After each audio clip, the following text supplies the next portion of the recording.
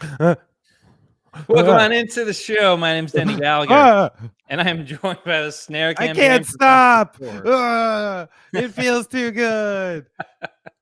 Sorry, I just watched Grandma's Boy recently. Oh, I love it. He is the snare campaign provocateur, the belated birthday boy himself. It's Oh, Benny Horowitz. What's up, dude? thank you. Thank you. Deep, deep, deep in the midst of existential dread and mystery. Uh, for some reason, usually birthdays don't really hit me in that way. I kind of am just usually glad to be alive, sort of. This one, though, there's a lot of things going on where I'm like, whoa, all right, I got to get used to like assisted living or something like Oh fairly my soon. God. 2 weeks ago, you're like, I could have a whole second musical career, and now you're like, No, assistant. I don't think so anymore. No, all downhill. We're from right now. Listen, things change fast. Things I change fast. know. No, it's good.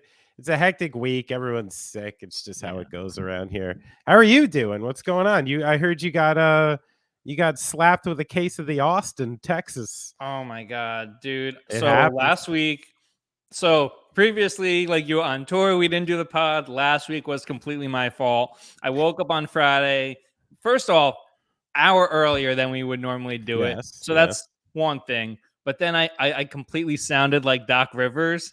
Like I was like, you'd be looking at Quinn Snyder, but you'd be hearing Doc Rivers. I love that.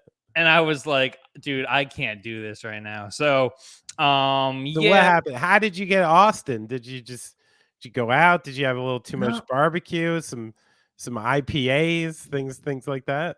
So the film was down there, and we were like, we're trying to get that thing off the ground as we have been.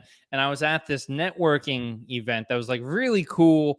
Like Alec Berg was there, like the guy that created like Silicon Valley. Oh, yeah, sure. Barry Okay, was telling Seinfeld stories and Larry David stories like all night. there Like you go. really cool event. They're terrible wine at this thing, which I only had like 2 glasses, which should not do anything. But dude, I woke up and I guess just all of the talking just led to nothing. That's So it. there we That's it. go. You got caught up in the evening. Uh, Celebs, wine flowing. What's happened to you, Denny? You've changed. oh, I You've wish. changed with I this wish. celebrity I you wish my harnessed. bank account has changed. You gotta start selling ads on Instagram or something. Oh, That's I'll the do next a step. Face products. cryotein therapy or whatever the heck they sell over there. Yeah, I'm getting in the demographic now where I could sell boner pills. Isn't that usually what podcasts do? They start hawking boner pills. I or was making fun of Howard Beck a couple years ago because he was doing a podcast and he had to do a read for boner pills. And I was like, man, all these years in the media, right? You sit back and then it's the modern age, and all of a sudden you're doing ad reads for boner pills, you know? should we use Howard Beck as a transition just to get the white elephant out of the way? Sure. If you'd like to get into it now. I mean, or we could do this day music history. Totally up No, to you you. already segged it. Let's go Okay. in. You're changing the format. Let's do it. Well, okay. So, we're going to talk about this past week. Kyrie Irving has made some news, and it's bad when even the people that are not following the NBA every day, like we are, get the notification on their phone, be like, Kyrie Irving suspended for 5 games, which is a complete reenactment of what happened in my living room last night. Yeah. So Kyrie Irving, it's been pretty well publicized, made some anti-Semitic or promoted anti-Semitic material over his social feed. I'm still really struggling with like why someone whose life is pretty good is like feels the need to like feels like he's elevating himself like and looking down on everybody else. This comes after weeks of the Kanye West stuff, and it just seems like a really strange time for all of that stuff right now. But you can talk about this way better than I can. Kind of where has your mind been at with all of this the past couple weeks with world just being in like a bizarro place right now? Well, as a lifelong Jew, maybe like sometimes things like this are more met with a like uh um almost a depressing acceptance of like the way I knew things were the entire time more than surprise. You know, like you don't have to live long in the world with the last name Horowitz to like understand where it comes from and how people feel about it, and kind of answering questions in the exact same way like Kyrie Irving does, which is like, I don't hate Jews, but, and there's always this extra thing, and there's always this like, and then I think it makes people have to remember that, you know, it was like less than 70 years ago when somebody was fairly successful in almost eradicating Jews. It was, there are still places you can go that people think that Jews have horns under their hats, and there's this diabolical stuff, blood in the water, sucking babies' blood, you know, all these old fucking, you know, the dog whistles for stuff that means something else, you know, like poisoning the well, and this evil cabal of people like taking care of things. And you know, the strange thing for someone like me is that, you know, for most of my life, like I've identified much more as an American, someone from New Jersey, a punk rocker, someone who likes the teams I like. Like these are the weird things I've identified with. And then you just get these sobering realizations from time to time that like, oh, I'm not totally welcome here. You know what I mean? All the time. And there's this looming threat all the time of people. And it seems like when things get bad and when social structure starts to fall apart, everyone universally starts to blame some kind of, you know, like Jewish cabal for the takedown of the world. And listen, I'm no expert on a lot of things, but I can say from face value and my anecdotal evidence that I've been watching 3 generations now of Jews in America fumbling through this goddamn country like everyone else, working their way, being fucking poor, getting fucked all the time. And it's a matter of luck and smarts and hard work is the only reason my family got to where they got, not some golden check that arrives every month from some ominous thing that doesn't fucking exist. So you know, that's like just my personal sentiment off the bat is how frustrating that is. And you know, one funny part about it that I've had to reconcile is the fact that like I've sat down a couple nights this week, my normal time, 7 o'clock, where I want to like, all right, you know, like 7:30, 8 o'clock, you know, it's I can put on PTI from today and I can go into my NBA box scores and scroll around for an hour and fucking clear my head and, you know, do that thing. And, you know, this week I met every single time with the stunning reminder that people out there in the world hate Jews, which enrages me more than almost anything.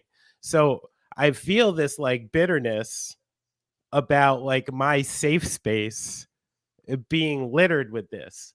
But that's also the same exact thing that like you know, your white Christian conservative types would say during like Colin Kaepernick, like all I want to do is watch football, and why are you making this you know, about politics or about this and that. So got to be careful in the idea that like I do believe that people have these platforms and they have a voice, uh and they should be able to use it however they want. But the repercussions could and should be just the same if they're saying things that are, you know, grossly untrue or you know, dangerous and things like that. And if Colin Kaepernick literally got expelled from the NFL for doing the things he did, was raising an awareness to like an actual real problem that was fucking happening, not some conspiracy theory, literally got expelled from the league because of it, despite his talent. I think in a weird way, because of the pushback, Kyrie might be on the same path, you know? And that's what this new 5 game suspension, open ended. Like, I do wonder if, you know, we saw maybe the last game of Kyrie Irving in Brooklyn. And as you know, on a personal level, I hope so. I think that this is a crazy thing because Myers Leonard last year, he was playing video games, throw out a expletive, a slur, claimed later to not know what it meant, and like just said it.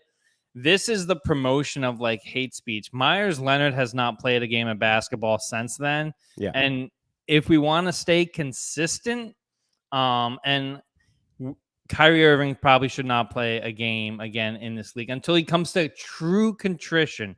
And that is Kyrie is a much bigger business than Myers Leonard in this whole thing. But what are we doing here if we're not holding people accountable? All of this time we've heard people talk about using their platforms for good and stuff like that, and the player empowerment, and led by Kyrie Irving saying that the players don't have enough. Well, this is ballooned to such a point where it's like he's almost like drunk with the power that he feels that he has, and he's just out here saying crazy stuff.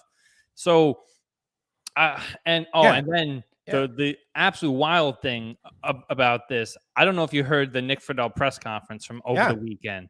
And we had Nick Friedel on the radio on Sunday, like the day after everything happened. Mm-hmm. The confusion that Kyrie has about the media, what him putting something out there means, what him like tweeting something. If he says something out there, he doesn't think that that's promotion because he didn't make the documentary. It's like you didn't make Uncle Drew, but you're still in it and your face is still all over it. And that's a terrible movie. Well, I think this is when we're getting to the point, and I've heard some people make that point where it's like now you're looking at a pattern of someone who is not just defiant, but like, incapable of saying they're wrong. Yeah. I did this. I can't do this. These people are right. I think he sees himself as some weird kind of like free speech martyr or something like that. And he'd be willing to say a lot of things to be able to keep putting himself in that position, But as you said it, the Nick Friedel press conference was all you needed to hear. And it was so unsettling for me, particularly as a Brooklyn Nets season ticket holder, a Jewish Brooklyn Nets season ticket holder who's been spending a lot of fucking money and time to this team over the years, like this is a real thing where I'm like, I don't feel good about going to that stadium. I don't feel good about rooting for this team. I'm already suckered into the fucking tickets for the entire year. Like what are people supposed to do when some guy is asked plain as day, hey, excuse me, Kyrie Irving, are you anti-Semitic? Yeah. Which just basically means that like, people should be allowed to say Jews. Like, let's say the real word of it. Do you hate Jews?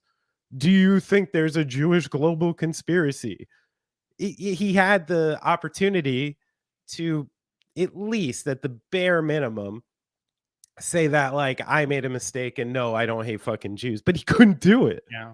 He did the thing that racist people do when they're caught up in some racist shit. They go, oh, I don't mean that, but there's a little of this and there's some truth to this and there's this and and that shit never ends. Yeah. And those are people who can never draw a fine line to anything. And this is honestly one of the reasons where I'm disappointed not only in Kyrie Irving, I'm disappointed in his teammates, I'm disappointed in the Nets, and I'm disappointed in the league, because the second that was uttered in that press conference, that line got drawn, and these other players who use their voice so often were completely silent during this time. And this is where people talk about overrepresentation for Jews. Well, there's also a lot of underrepresentation in some places, and there's no Jewish voices in the league who could stand up for this and say this. But if there was, some person in a press conference who was like, no, I don't even want to start with the comparisons of this and that, but I do feel like it's a lot easier for people to get away, say, and move around in this idea of being racist towards Jews than a lot of other groups. And it's just like one of those things that people need to sit back and really think about how deeply, deeply anti-Semitic stuff is. I mean, dude, to the point, the Catholic Church was still publicly blaming Jews and the blood libel for the killing of Jesus Christ until the 1970s. There are people alive who think that Jews should be eliminated from the earth because of this reason. Like, we're not far removed from some really, really awful, dangerous, toxic shit. Somebody just mowed down a bunch of people in a synagogue not that long ago. And it's like, if you can't put these two things together, then I don't want to see your fucking ass playing for my team like ever again. You should 100% get a refund on your tickets. I think that's a good place for the Nets to start because they're culpable. It's like they have funded this, whatever this is, and you're just at the point where it's like they should be in full out damage control, and we'll see how much that they really care. And to your point with like the coverage on all of this, the defense of Kyrie Irving, you can't condemn what he's saying and then be like, oh, but he's a good guy. No, this is hate speech. If anybody else was out here like spewing all of this stuff, and then you put the caveat of, he's they're a good guy. That's like yes, and exactly. Yes. And that's specifically someone who claims to be so up on their soapbox with all of this in Stephen A. giving the sorry but apology on First Take, one of the most watched sports talk shows. That's just gross, man. Like and watch what you're gonna see. If you want to give me a Ben Stradamus moment here, this is the classic double-edged sword shit that Jewish people have to deal with too. Because okay, Kyrie gets suspended. Maybe he gets blackballed from the league a little bit because no one wants to take on this shit. No one wants to trade for this right now, unless he does some real good PR stuff. And you know what people are going to say? Oh, Kyrie Irving is blackballed by the Jewish cabal right now. That's brutal. That's what they're going to say. Like if there is a punishment for this, if he's culturally set aside, then it adds more fucking fuel to this idea that there's some fucking shadowy hand making this all happen. So it's like this stuff, like you want somebody to be punished for this, but then it's gonna like strengthen some awful position. So it's a terrible double-edged sword, and it's definitely gonna happen.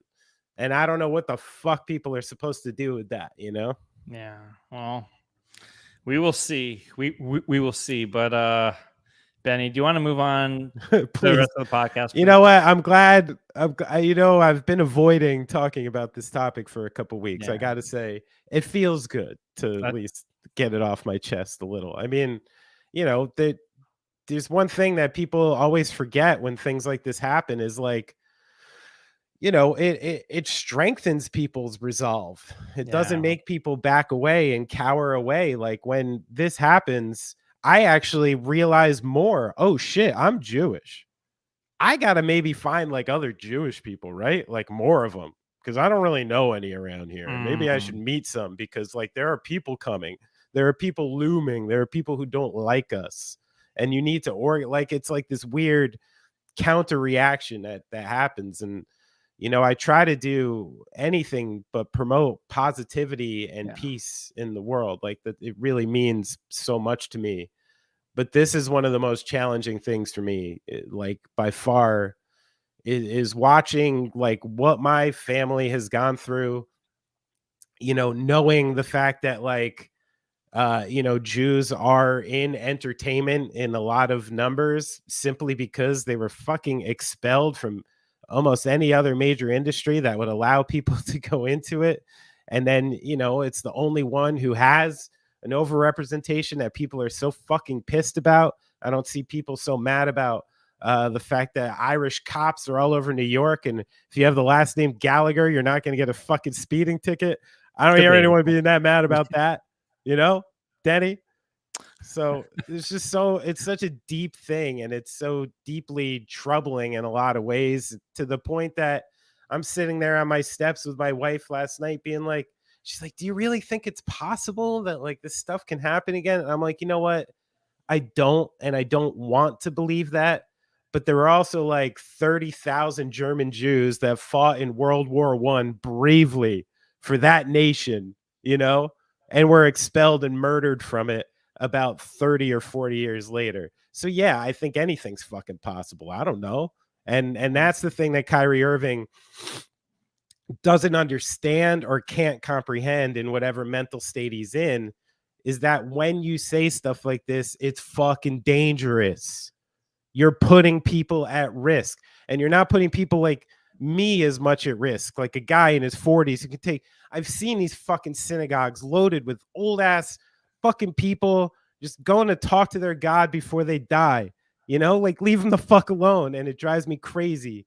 And I'm very angry, and I hope I don't have to see him play basketball anymore. Yeah, that'd be very much key. All right. Do you want to move on? Well, hey, that's good to get out there. You Shake needed it to, off. All right. like, Let's all go. right. Let's go. Okay. Good thing I don't have Twitter anymore. Yeah, right. Oh my goodness. Well, it's been a toxic place, and that's not just because Elon Musk bought it. All right. Well, you know what segment tries to bring it every week and tries to lift people up and tries to embody everybody loving everybody. Do you know what that segment is, Benny? I think it's This Day in Music History.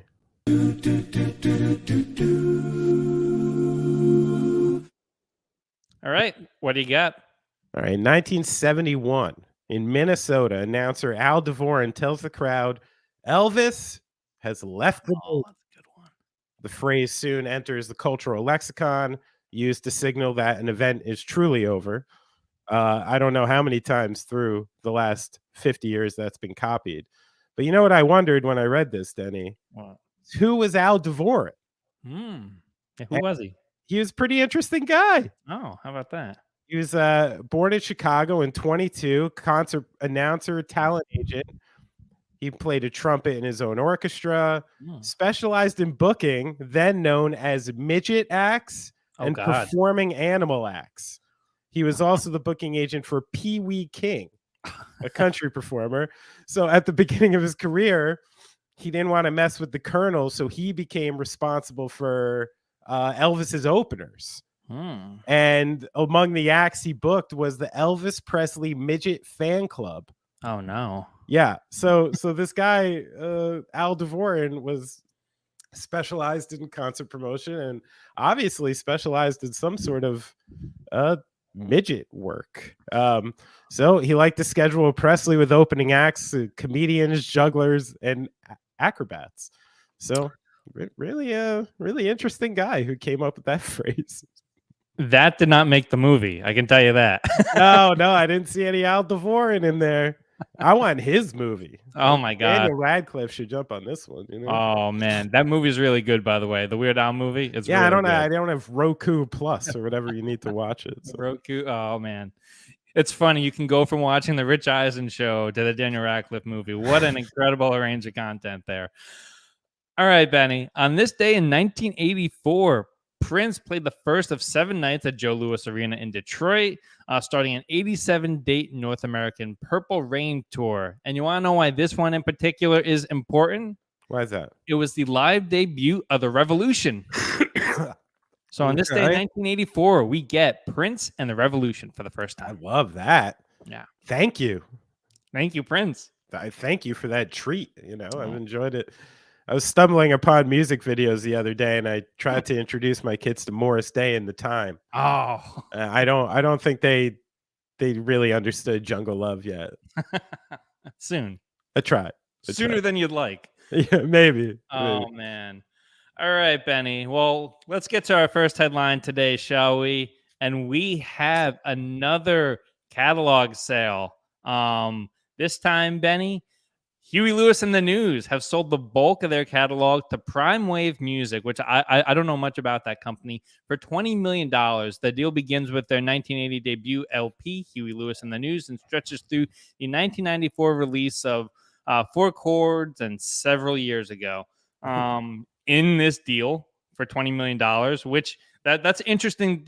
They're splicing it up in only the Yeah, 14-year that is stretch. interesting. But that includes Power of Love, Hip to Be Square, If This Is It, and I Want a New Drug. So for those 4 songs, $20 million for the rest of your life. That's a pretty good deal. Yeah, I mean, I feel like now, I mean, it's pretty funny actually that like 1994, this is a long time ago. Yeah. And Huey Lewis has been working. So that essentially means like, oh, okay, the last 30 years, we're good on. We know that nothing you've done in the last 30 years is going to sink. It's going to do this. You probably own it or whatever. So Yeah. they're not even trying to bother with that. These seem like kind of, because, unlike the other ones, uh, there does seem, with a few of these songs, you have some permanent shelf life, I especially imagine with syncs and stuff like that. But I wonder if these funds now are really going um, and want to own the rights to this music to have, basically in perpetuity rights over any cover of that song.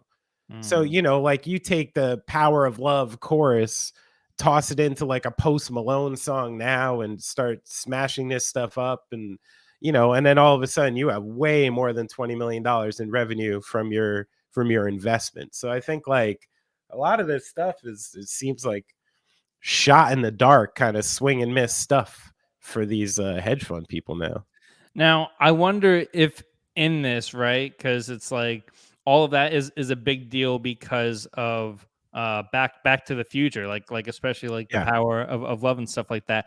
I wonder if now the people that make the money from Back to the Future now have to pay these people instead of Huey Lewis and the news. I wonder if that's how that works. Yes. Yeah, Wow. that's how that works. I mean, I think when you give up the stuff to this, you lose your mechanical royalties, you lose your artist royalties. Like I mean, you take away your ownership over the song. I think you can still I don't know exactly how that works as far as Yeah. if you can still I think you could still perform it and things like that, but I don't think uh you can't use any version of that song for yourself anymore. Yeah. The one thing I do wonder is if these people could pull the like, "Oh, we're gonna re-record this song." Oh, the tailor it. Yeah, yeah, you might be able to tailor it, but, these guys don't wanna do that. They're Yeah. old. They want their $20 million. I feel like with this one, it's kind of a sound investment because Yeah. of, American Psycho. Mm. That's like a movie that'll last, and that's like a major part of that movie. And yeah, I think I'd spend if I had it, Yeah. spend 20 million on Yui. Sure. Wow. Wow. Okay. You know, I would have thought that whatever streamer has Back to the Future would want to like just like lock this down so that they like have the monopoly on it. But who am I? I don't know. Oh, whoa. Um. Hey. Hey. Oh, by the way, that is funny. So, the boss was at the Three Letter Network visiting Mr. Howard Stern this week, and he talked about selling his like catalog. And quick update on the story that we've done earlier. He's like, yeah, you can't really be too upset with however they choose to use the music that you sell. It's like if all of a sudden he sells his catalog and like Dancing in the Dark is in like a commercial for God knows what. He's like, yeah, I let it go because yeah, so just really interesting. But he sold it to Columbia, and I think that's the important point here is to be like, hey, you got to trust who you're selling it to. Like Primary Wave Music have no idea what they do, but Columbia signed Springsteen all these years ago, so they know the Yeah. deal. I mean, or you don't. Like that's the thing. I could see I'm only in my early 40s and I'm already getting to the point where I'm like, well, whatever. Like Yeah, who like I used to really care about where these songs were used and stuff yeah, like that. Now, if like I heard one of my songs like pop up and some weird bullshit, and I'm like, that's cool, yeah, whatever, and I could see by the time if I was like 60, looking back on my catalog and songs that I did like 40, 50 years ago, like, fuck it, man. Yeah, I could see it too, just being like, put it out there. I'm glad it's still around. I'm glad keeps it's me still in the relevant. Yeah. narrative, like who cares? Oh. All right, Benny. Well, next headline today, and it's kind of the same variety. The musical adaptation of Cameron Crowe's Almost Famous debuted on Broadway this week, but the creative team, they're not done. They have bigger fish yet to fry. They're the team that put together the American Idiot musical featuring Green Day music, Jagged Little Pill featuring Alanis Morissette's music, but they're eyeing their big white whale that they want to bring in. They want a Springsteen Born to Run musical. And Benny, you know that I'm a musical guy. You know that I'm a play guy. I like a dramatical adaptation as much as the next guy. But man, I didn't know. I've never heard you. You know, I'm a musical guy. I'm a musical guy. I know. I didn't know that, Danny. I mean, like, I don't go as often as I like because tickets are crazy. Oh, how often expensive. do you go to the theater, Jenny? Maybe Please. once, twice a year. Okay. It's like Does that make you a musical guy? I'm a musical guy.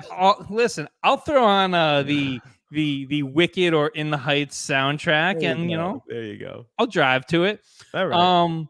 But Almost Famous, American Idiot, Jagged Little Pill, these feel like different things because Broadway has struggled to come back from the pandemic. People just don't want to spend as much money as it requires to put on these shows and for people to charge. Is this kind of like a desperate attempt for the financiers, the people that make money in that space, to be like, all right, let's take an area that we once shunned and try to get those people's money now? I don't know. I mean, what I automatically think is like, it seems, and I am not a self-proclaimed musical guy such as yourself, so maybe you can really fill me in here. But it seems to me, especially in this day and age, that the soundtrack and the songs to a musical can really drive their success in a lot of ways. I'm thinking like Hamilton. Yeah. I can imagine there was a lot of people in a lot of places who had the Hamilton soundtrack who never saw a performance of Hamilton, especially before it started traveling around and stuff like that. So the thing I'm wondering now is maybe they're putting more onus and more importance on the fact that, like, oh, this play is already scored. It's already scored with this beautiful music telling tales of like all these things. And all we have to do is create the visual. It's almost like half the work is done when you're usually, creating the visual and the story and then creating a soundtrack to complement that. So I think that might be the impulse. And when you first brought this up and I thought about it for a couple minutes, I'm like, sure, Born to Run on like it's so theatrical in nature, like the lyrics and the things you can imagine. And like, I just see like a car on stage and in the car like with all these scenes and going to these places, like it's it could definitely play on stage. It's big and it's theatrical and I can see that. So I really think it's like they're going kind of great songs first and trying to build these things. I would be right there with you, be like, it's like awesome if there wasn't such a history of like, hey, rock and roll, folk music, like fuck you, like the amount of shit that someone like Harry Chapin, who tried to do like he did the Springsteen on Broadway thing like 30-40 years ago, and people were like, oh my god, it's like it's a disgrace to the theater.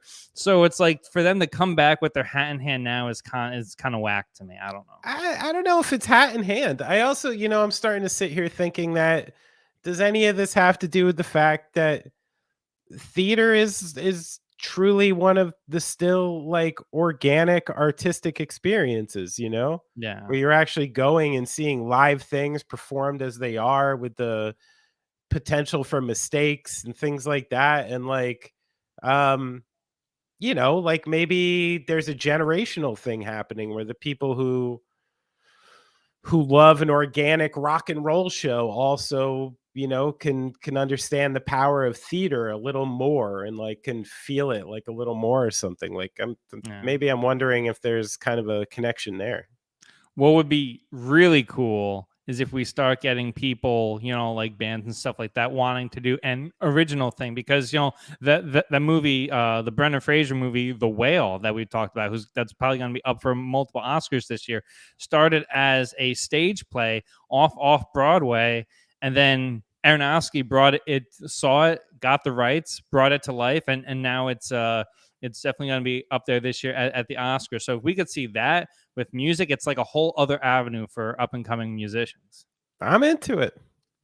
Let's do it. Next album, the musical. Oh man. 59 right. Sound, the musical. More people than you think would go see that. All right. Do we want to try music video talk back here? No, not today. All right. So we're saving music video talk back. We'll get there. We're getting the tech ready. I thought that we could throw this together. It was not going to work. So we get to talk about the Brooklyn Nets again, because there's actual basketball stuff to talk about here. I don't know if you knew this or not, Benny. I'd like to talk about some basketball, please. Okay. So since we last done the podcast, it feels like the Nets have thrown their entire world upside down. Steve Nash, no longer head coach. Ben Simmons is injured. So a bunch of the people that they put on the billboards and the posters no longer in the equation, at least temporarily. What's your pulse on the Nets right now? I know you went to the game the other night for your birthday. What's your temperature on them right now? I mean, listen, like I saw it with my own eyes. I mean, that fucking crowd was cold. Yeah. Ice cold. And it's an extremely hard thing to root for a number of reasons now. I mean, like, it's just move after move after move where you look on the court and you're like, what am I rooting for? And like, why? Yeah. Especially when the only chance to win now is Kevin Durant, who's still one of the most brilliant basketball players I've ever seen, but somebody who clearly said they didn't want to be there and, demanded a trade in the offseason. Now is back, and now the team is bad. And like, where is this going to go? So, I mean, I know it might be a short-sighted view and a lot of things can happen quickly, but, my instinct as a Nets fan is blow it up.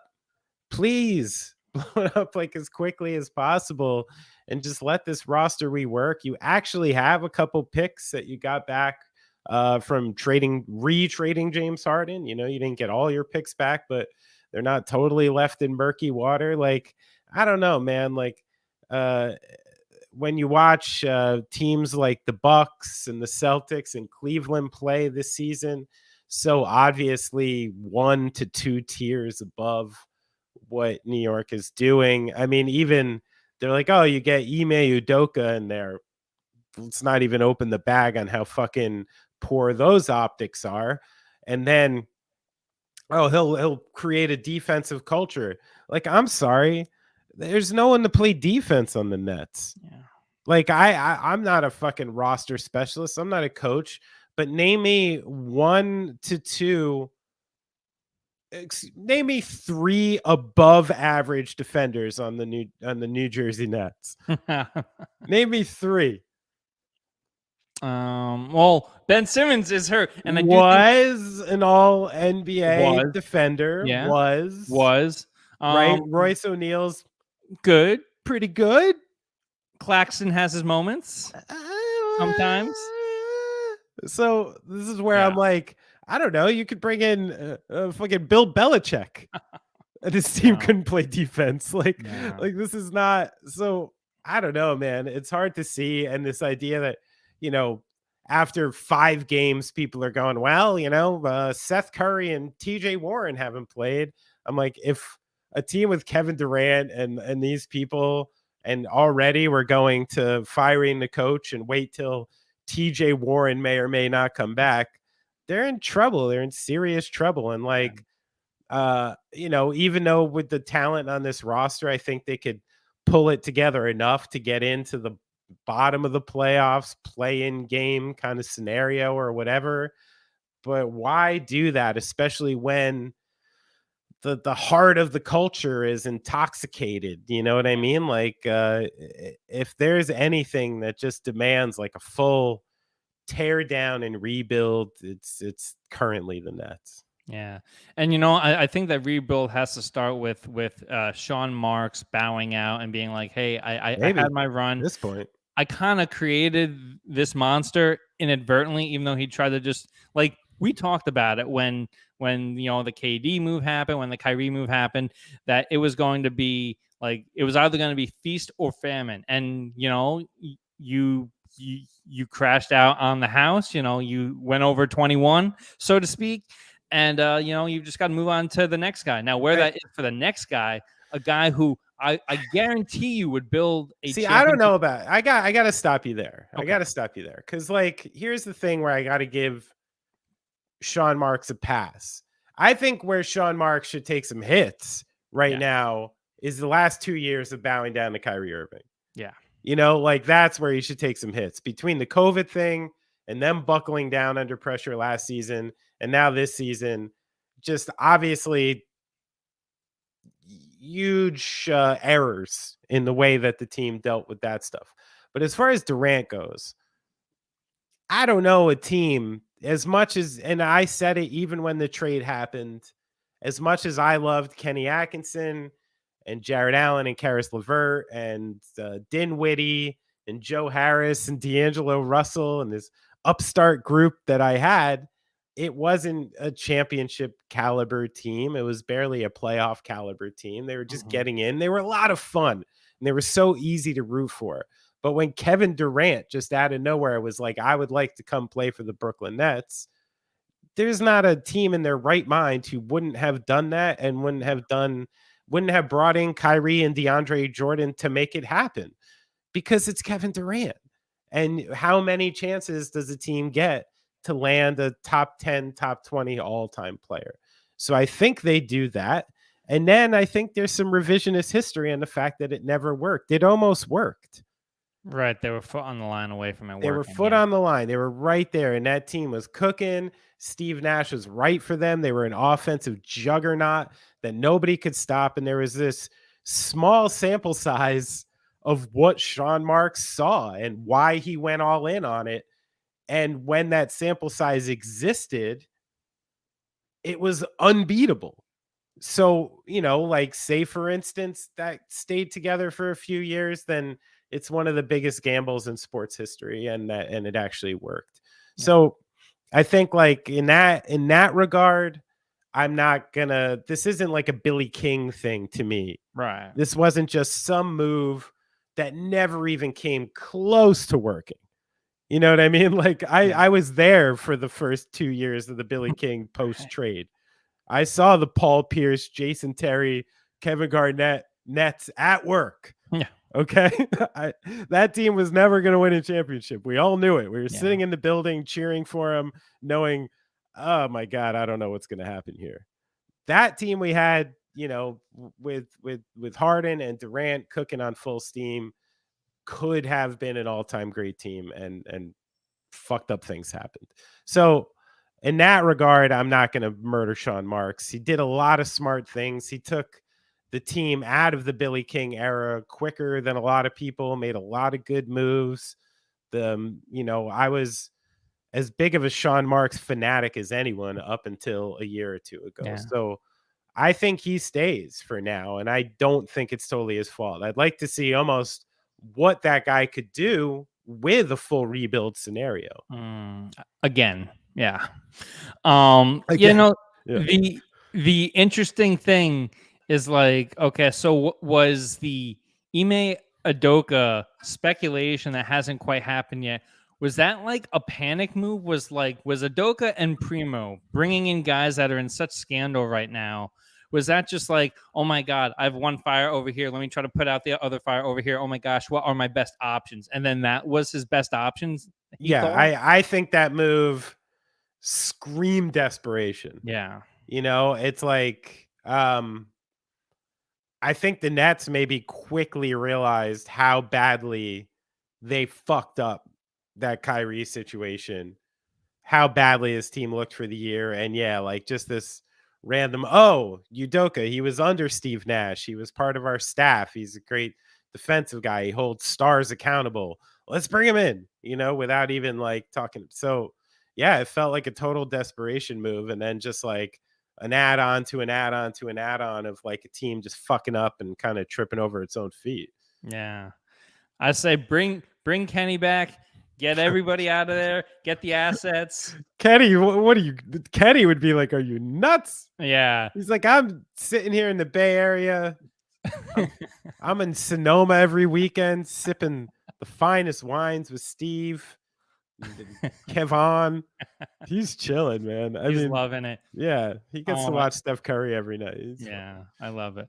All right, last headline today, Benny. Let's go a little bit down the turnpike. Let's go to Philly, which is like a town that is absolutely on fire right now. Ooh, Maybe big time. less after, losing, what was that, game 5 to the Astros. But Philadelphia 76ers all-star guard James Harden is out 1 month after suffering a right foot tendon strain and is expected to miss a month. The Sixers sit at 4-5 right now. So the onus goes back on Tyrese Maxey, Joel Embiid while he's out. What do we learn about the Sixers over this next month when Harden's out? Can they turn it around without him? I think this is an interesting thing because, one of the early issues with the Sixers, I think clearly was the fact that James Harden's playing at a high level and he's being very James Harden. Then came in shape and you're like, wow, all right, here's James Harden. Like he looks good. And then you forget that like James Harden, in order to operate effectively on a team, needs about like 16 to 20 seconds with the ball to do so. You know what I mean? Like this is how he works, and you have to build teams around how he works to make it work and things like that. So even though he was cooking in the way he was cooking, it obviously was upsetting Embiid right off the bat. It was messing with the flow of the team.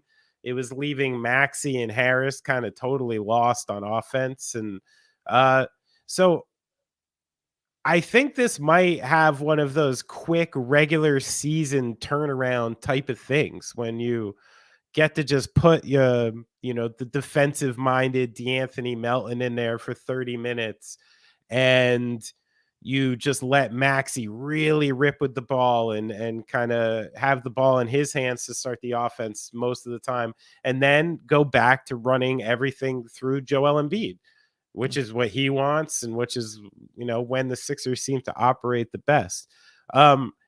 So I do kind of predict like a quick turnaround in game flow and the way it goes. And I think they might actually win some more games and be at least equally as competitive. But the problem there is the playoffs, and when you get into series and the problems with Embiid and the things that Philly's historically run into, and that's why you need James Harden. So I don't think this team is better without him. I think we still didn't have a large enough sample size of them trying to figure it out with him. I mean, it's a major chemistry piece. It's one of the biggest ones in the league, maybe besides for like Gobert and Towns or something that, people were already questioning, what was going on there. So I think that's the biggest thing. And I do think we might see a little bit of a jump right off the bat from the Sixers here. This is such a good situation for Doc Rivers. You talked about how he's on the hot seat, on the verge Not of anymore. getting fired. When they turn it around with no Harden, my gosh, he's going to be like, see, it's not me. It's just setting, it's setting Sixers fans up. This whole thing is just setting them up for another like very disappointing playoff loss.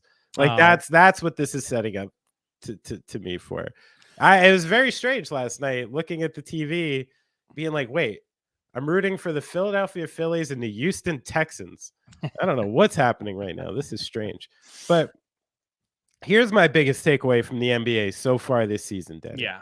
Biggest takeaway. Maybe you have one too. Okay.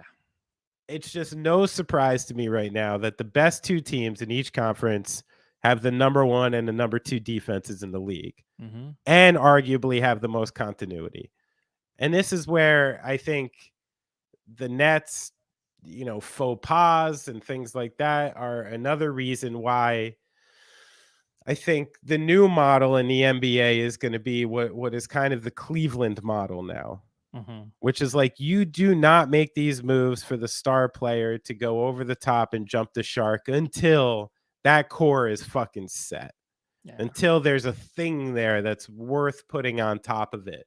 But this idea that you could just put these people together, these Paul George and Kawhi Leonards, these things where these guys who never played together, let's just see how it goes. They're so talented. How could it not work? Well, the last few years have showed us every way that it could not work. And you're looking at the Bucks, who have been throwing out the same motherfuckers for the last 5 years, who have the #1 defense in the league, throwing out the Suns, who everybody discounted because they're kind of boring, and putting back the same pieces they had last year. Well, they're the #2 defense in the league and #1 in the Western Conference. And a lot of it has to do with trust and chemistry, and defense is one of those unspoken, beautiful chemistry things, like a band playing live. And the only way that you start to pick up people's mistakes, know where some people are a little less talented, a little more talented, when to give them their times to shine, all these things only happen when bands sit in a basement and play a lot together.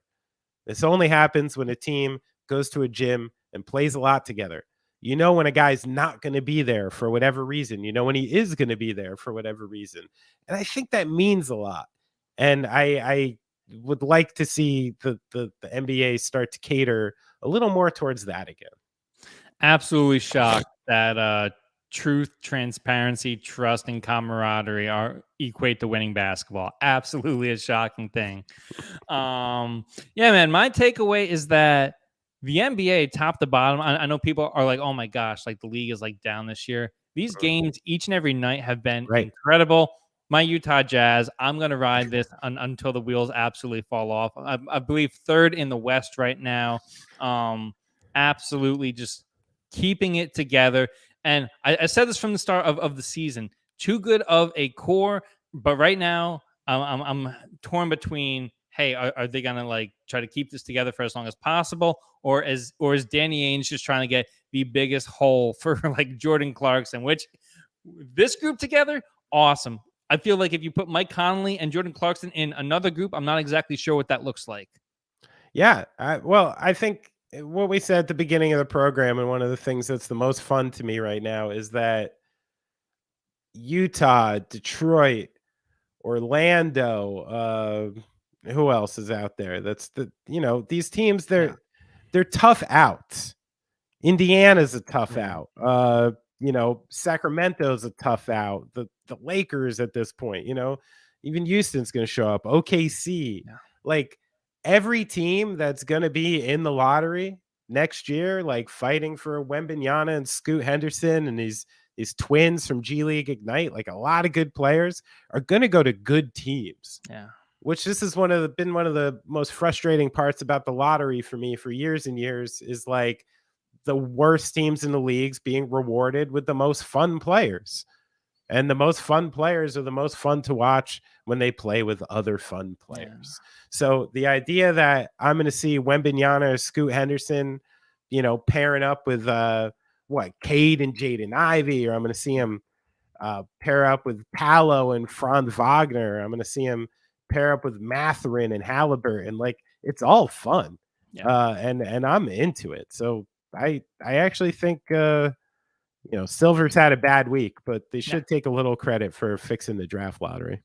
100%. And there's not a situation that Wembanyama is going to go to where he's not going to be paired with somebody, right? Like if it ends up being Indiana, he's going to have Halliburton, which that doesn't look that likely. If say the Lakers end up tanking all the way out, then that's going to go to New Orleans. Oh my God. I need that. Like they're walking into a potential big 3 down there with Brandon Ingram, Zion, and Wembanyama, and they could all be below the age of 26. That's exciting as hell. It's amazing. Yeah. It's amazing. The NBA is in good shape. Sorry, I just got lost on KD finally making a statement about Kyrie. This guy, he's just like, come the fuck on. What did I do? I know. Can you imagine? Imagine leaving the Warriors. The 2017 Warriors, one of the greatest basketball teams ever in the history of basketball, to just come to New York and hang out with Kyrie for a few years and just get this fucked up. Oh, KD. I love KD. This is a rough move, boy. And it's on you. It's on you. KD is the director that like made the big box office movie. He made like the equivalent of like Top Gun Maverick that made $1 billion, and then he just like tried to make like his like next 3, and they just all made like no money. That's so KD. Oh man, just tough stop. All right. You know how I got to close this episode, Denny? Yes, please do. Oy vey. Good enough. Plenty of ways to get in contact with the show. You can email us at thetuneup. Oh my gosh. See, it's been a while. I'm out of practice with this. You can email us at thetuneuppodcast@gmail.com. Follow us on all the social platforms, the TuneUp HQ on Twitter, Instagram, and TikTok. Be sure to subscribe to the YouTube channel. It's awesome. It's happening. Subscribe. We got to get these subscriber numbers up. Raise the tides. If you want to follow the big man on Instagram, he is at Benny Horowitz. I'm at Deny Gallagher on Instagram. Benny, you got anything else? Yeah, this week, more than any other week, everybody love everybody. To my Jewish peoples, stay strong. We'll figure this out. The show has ended. Go in peace. You've been listening to The Tune Up.